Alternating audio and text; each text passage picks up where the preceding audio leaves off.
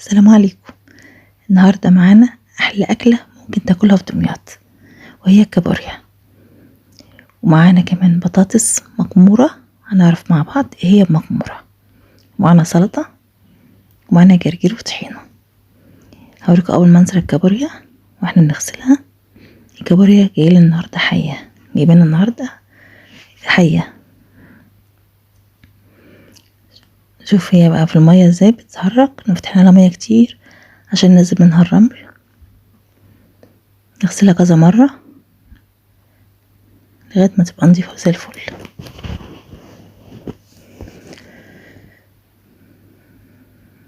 طبعا بنمسكها من الماسك علشان دي حية، يعني ممكن تعور، فاحنا بنمسكها بالماسك لغاية ما نحطها بقى في الحلة.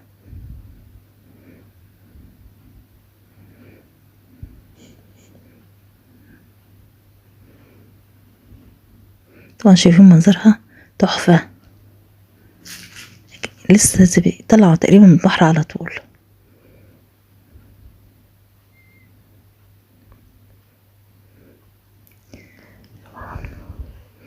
سبحان الله.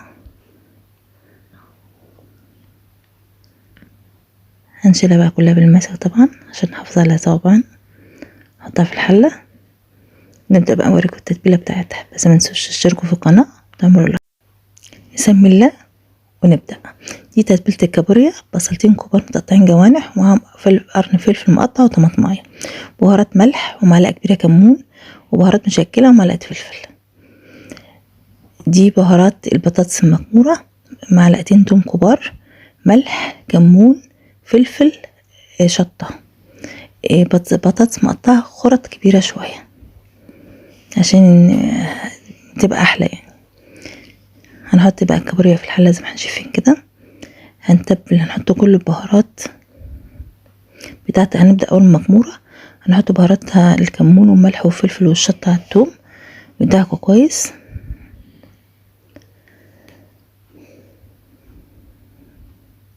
نسخن بقى معلقتين زيت في الحلة، وننزل بالبهارات دي في الأول التومة،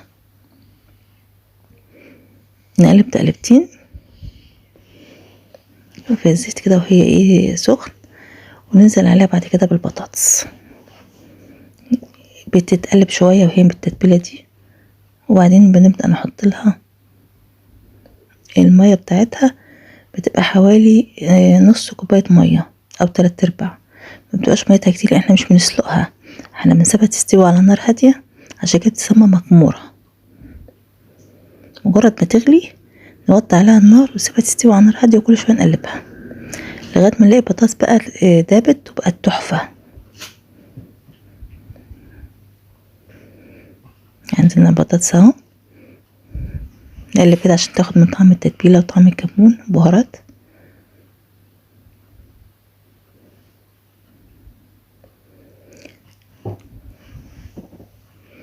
ننزل بقى بالمية بتاعتها، ما بتبقاش مية تغطيها، تقريبا نصها.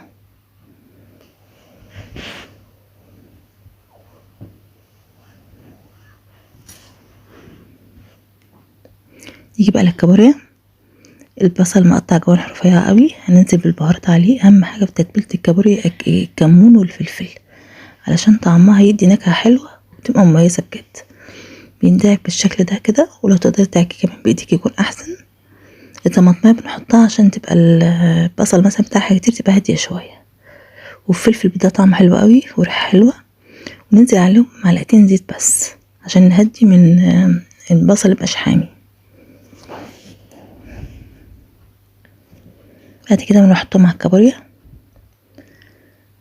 وبنقلبها، ونحطها على نار عالية الأول.